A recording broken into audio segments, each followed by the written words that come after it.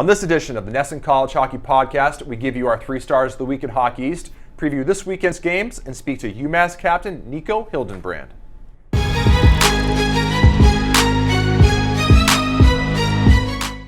Hello everybody and welcome to another edition of the NESN College Hockey Podcast. I'm Dakota Randall alongside always Pat McAvoy. Patrick, how are you?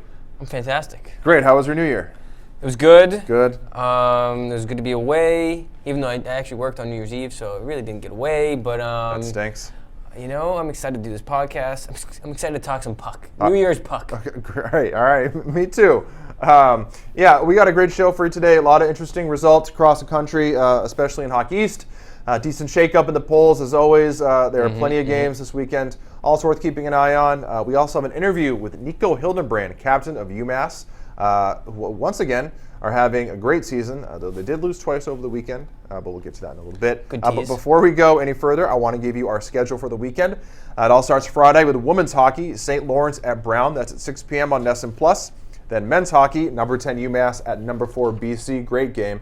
That's at 7 p.m. on NESN. Then Saturday, a Super Saturday. We got a lot of college action for you, including 2 hockey games. First, women's hockey, number 7 Princeton and number 9 Harvard at 3 p.m. on NESN. And then BC at UMass in the second game of that series, 7 p.m. on NESN Plus. And Sunday, women's hockey, BC at number 3 Northeastern at 1 p.m. on NESN. And the nightcap, or the afternoon rather, men's hockey, number 15 Arizona State at Brown at 4 p.m. on NESN. And remember, all of our Hockey's coverage is brought to you by Rockland Trust, where each relationship matters. So, we'll get into this upcoming schedule. We'll get into our interview with Niko Hildenbrand, a bunch of other stuff in a little bit. But as always, we want to start with our Hockey East 3 stars. I'll kick things off with Ron Greco of BC. Senior had his first career hat trick in BC's 8-3 win over Vermont. He also added an assist for his first 4-point game of his career. He also was a +3. Eagles now have won 10 games in a row. They are a wagon. And, they dominated the Catamounts, and Ron Greco had a great game, so he is my number 1 star. Up next, we got Tim Doherty of the University of Maine. And so Doherty was a one-man wrecking crew this weekend. He scored both of Maine's goals in a 2-2 tie against Omaha, and then he followed that masterful performance up with 2 assists the next night in a 3-2 win over for the Black Bears. All in all, it was a really good weekend for him, and solid weekend for Maine. Solid weekend for Maine, yeah. Okay, and number 3 star, Ty Taylor, goalie for UNH. He went 2-0 in the Wildcats' wins over Brown and Yale. Overall, he stopped 46 of 48 shots. Taylor is 5-0 this season with a 1.98 goals against average and a .912 save percentage. So he's playing great. Wildcats had a great weekend. They now, I believe, are 7-0-1 at home for the season, so that's good. Number 3 star of the week, Ty Taylor, goalie from UNH. So before we go any further, Pat, I know you have a couple games from the past week that you would like to address, including UMass's series at Denver, and then Harvard kind of had a puzzling weekend. Yep. I've been counting down the minutes to talk about these 2 games. Okay. These technically 4 games, Dakota. Here, starting off, Harvard. They faced St. Lawrence and Dartmouth, and they faced Quinnipiac and Princeton. My bad. And so we talked about them last week and how after starting off so hot, they needed to kind of get back on the right track, and they didn't. They lost 6-1 to Quinnipiac, and then they tied Princeton 3-3. It just wasn't their weekend once again. Over the last 8 games, they're 1-5-2. I don't know about you. I don't know what happened. The offense has fallen off a cliff. They're hemorrhaging right now, but hopefully they'll be able to kind of figure it out.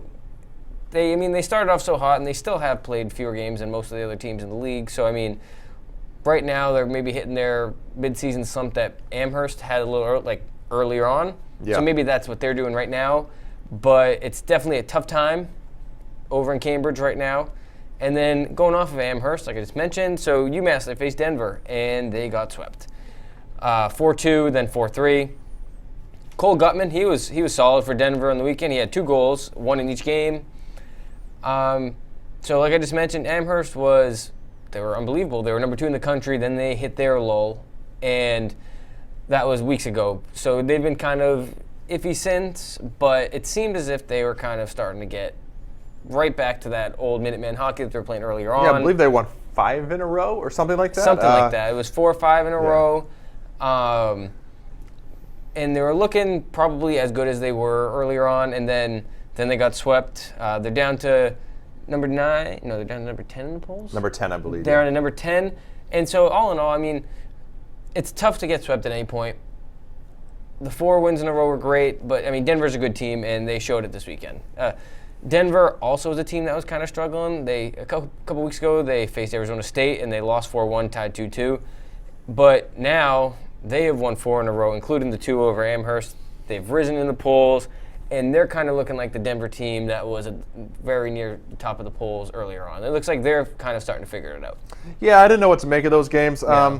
I'm not sure it tells me. It does. I don't look at it and say, oh, what's wrong with UMass, because they were close games. Yeah. UMass played well. Denver's great. But I think they were good, solid wins for Denver. Absolutely. I'm not really concerned about either of those teams. They're both great programs. Definitely some nitty-gritty hockey going on. Yeah, I mean, I'm sure UMass would have liked to at least split, but hey, you can't win them all. Okay, so before we get to the polls and our interview with Niko Hildenbrand, just want to go over some other notable games and results over the past week. Northern Michigan sweeps Bowling Green. Bowling Green, one of the more underrated teams in the nation. They have some great victories this season. I think they beat Minnesota State or Duluth. I forget. Either way, they've been playing really well.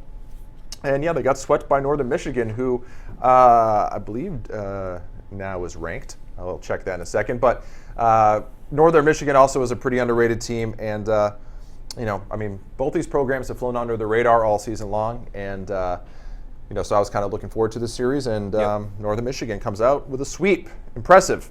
Minnesota State sweeps Alaska Fairbanks. I teased an upset last week, but no dice. Minnesota State took care of business, as they should have. Yep. North Dakota sweeps Alabama Huntsville. I also thought an upset could be on the table because Alabama Huntsville, while not particularly good or anything, they have played a few very good teams very tough this season. So I thought maybe, who knows, maybe something crazy happens. Alas, it did not. North Dakota sweeps them. They stay atop the rankings. Cornell beats Ohio State, then ties Providence. Cornell, number 2 team in the country. A good win over Ohio State, and then they tied Providence. But I got to watch a little bit of those games, and Cornell was just really impressive. They're a great team that probably doesn't get talked about enough because people kind of focus on the North Dakotas, the Minnesota States, BC, Denver, so on. Cornell always seems to get lost in the shuffle, and they are just excellent. They are fun to watch. Northeastern handles UConn 5-2. I thought it was a chance for UConn to make a statement. Alas, they did not. Northeastern comes away with the victory. And Notre Dame ties Western Michigan, then loses the next night 4-1. So kind of a difficult series for the Irish. But hey, what can you do? So anyway, those are the games I wanted to go over. Now, as always, we will get into the polls. Pat, I'm sure you have a few takeaways. Oh yeah, I do. Start at number 1 with North Dakota, as we said. The number 2, Cornell, Minnesota State, Boston College, Denver, Penn State, Clarkson, Ohio State, Minnesota Duluth, UMass at number 10, Northeastern, Providence, UMass Lowell, Notre Dame down to number 14. Oh, let me turn my paper. Number 15, Arizona State, then Bowling Green, Michigan Tech, Harvard, Northern Michigan, Michigan State. Ton of Michigan and Minnesota stuff going on here. Other teams receiving votes, Quinnipiac after their big win, Army, Sacred Heart, Western Michigan, Maine, BU, and Bemidji State. So good stuff, Pat. Any takeaways for you? First thing, top 3, they've stayed the same. No surprise there. The biggest drop of the week, Bowling Green. I don't want to rub salt in the wound. You already talked about them, so I don't really want to get into it. But they fell from 11 to 16. Clarkson was another big faller of the week. They went from 4 to 7 after a 3-1 loss to RPI, and then they beat Union. So at least they were able to get a win, but it didn't help them enough, and they fell. On the other hand, biggest risers, Denver, 7-5. I already talked about their performance. Great weekend for them. And then another riser of the week. There wasn't really many other teams that rose more than 1 or 2 spots maybe, but another one I wanted to talk about, BC. They rose from 5 to 4. I believe this is their highest ranking of the season after they took down Vermont 8 to 3. BC, you said it earlier in the show, they were wagging. And Jerry York's pushing that thing all the way to the playoffs. You love that bump, yeah. I already know about that. He's pushing them all the way to Hockey East playoffs and beyond. Yeah, I know you're very confident. Yeah, agreed. A lot of interesting stuff going on. BC, Denver 4-5. I think at this point in the season, polls or no polls, we're starting to sort of have a really clear picture of who the real premier teams in the country are. That's true. And I think that's reflected in the top 5 and particularly the top 10. Those are really, I think, the best programs in the country this season. I agree. Okay, on to our interview with UMass captain Niko Hildenbrand. Senior. He is in his second year as captain for the Minutemen. He doesn't need to do much on offense. He has just 3 goals this year and only had 3 last season. But instead, he leads by example with his all-around game on the ice. UMass obviously having another good season. They're 13-6-1, but are coming off 2 straight losses, as we mentioned, and have a tough series this weekend against BC. So I talked to Niko about everything, sort of how they moved on after the losses of Makar and Ferraro, and just coming into the season with a target on their back, and just in general, what's been the key to their success over the last 2 seasons. True. So he was great to talk to. So without any further ado, here is UMass captain Niko Hildenbrand.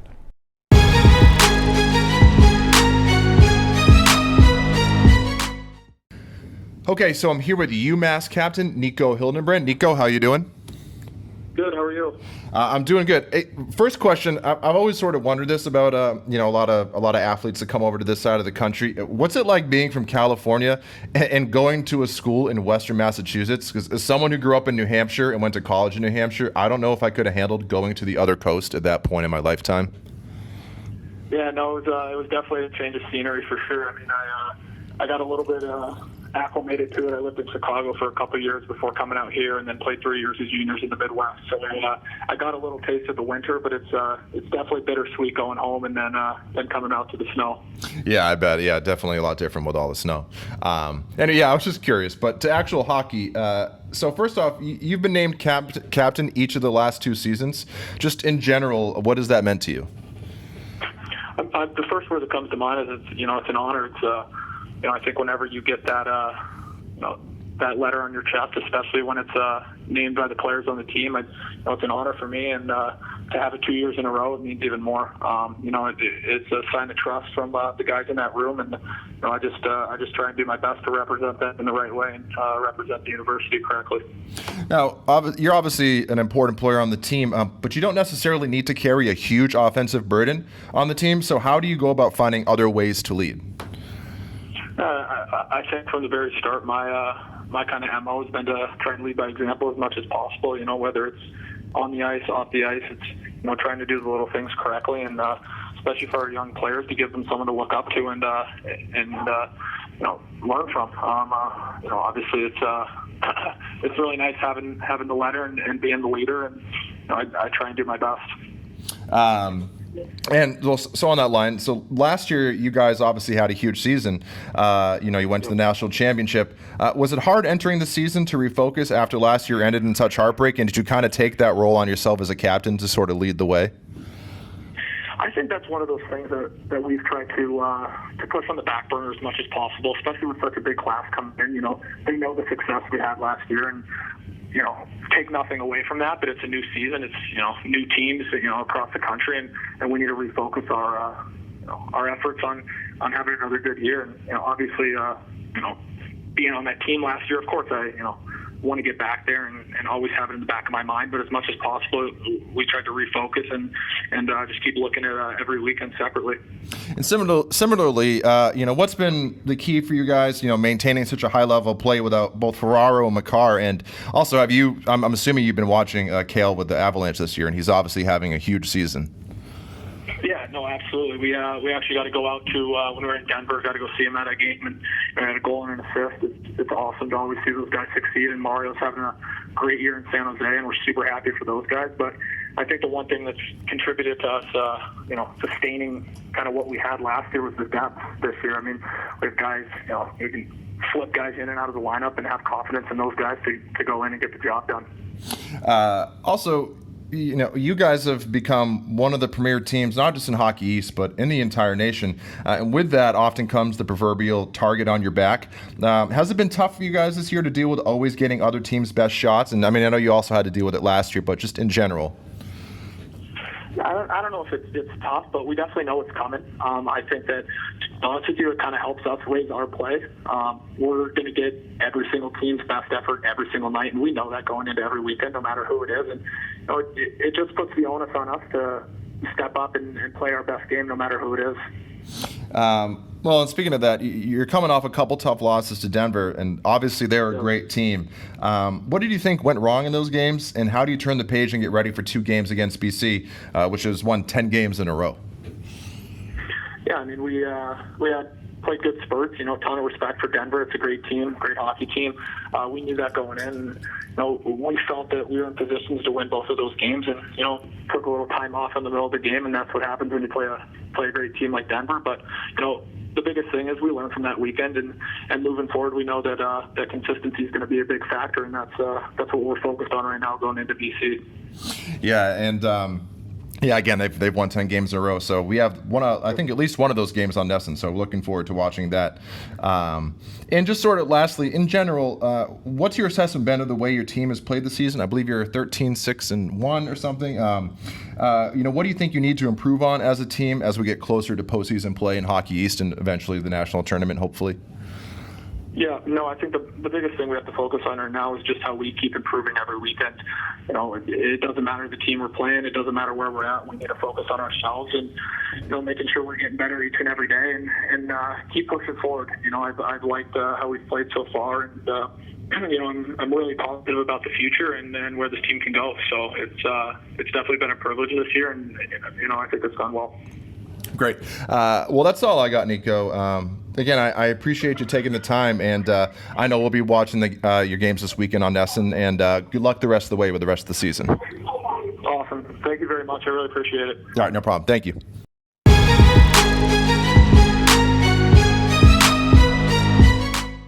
All right, welcome back. Again, I want to thank Niko Hildenbrand for speaking with us. It was great talking to him, and yeah, great guy, fun player to watch. Kind of when you talk to him and sort of watch and listen to him in other interviews, it makes sense why he's a captain for the Minutemen. So again, appreciate him coming by and speaking and helping out the program. Yep. So we don't have much time before we get into some other games this weekend. I just want to give you the NESN schedule. Again, it all starts Friday with women's hockey. St. Lawrence at Brown at 6 p.m. on NESN Plus. The men's hockey, number 10 UMass, and number 4 BC at 7 p.m. on NESN. And Saturday, our Super Saturday, all kinds of college action, including 2 hockey games. Women's hockey, number 7 Princeton at number 9 Harvard at 3 p.m. on NESN. And after that, BC and UMass wrap up their 2-game series at 7 p.m. on NESN Plus. And Sunday, women's hockey, BC at number 3 Northeastern at 1 p.m. on NESN. And number 15 Arizona State at Brown, men's hockey, at 4 p.m. on NESN. Remember, all of our Hockey East coverage is brought to you by Rockland Trust, where each relationship matters. Before we get out of here, just want to highlight a couple games. Bowling Green and Michigan Tech for a 2-game series. Good WCHA hockey. A couple programs that don't get talked about much, but if you get a chance to stream those games, I think you'll enjoy it. They're a lot of fun to watch, especially Bowling Green. Should be some good hockey. Staying in the Midwest, Western Michigan and Minnesota Duluth for 2 games. Minnesota Duluth, of course, the 2-time defending national champions. Have scuffled a little bit this season, been up and down, but still one of the best programs in the country. Western Michigan, very underrated, and who knows, could be an upset on the table there. Speaking of upsets, Omaha and North Dakota for 2 games.